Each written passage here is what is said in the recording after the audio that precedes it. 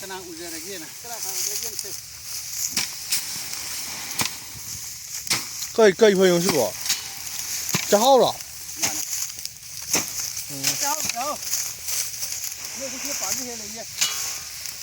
Hiện nay. Cái hạt sai gì à?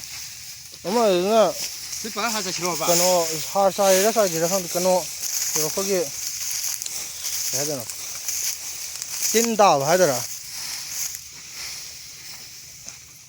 cái hạt cái cái gì?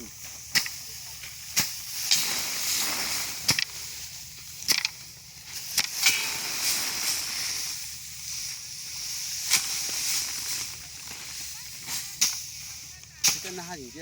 Quên rồi. Kita kan lâu yên sang chỗ ngoài này. Chứ nên mà bố nè, kêu cái cả. Kêu cái đâu?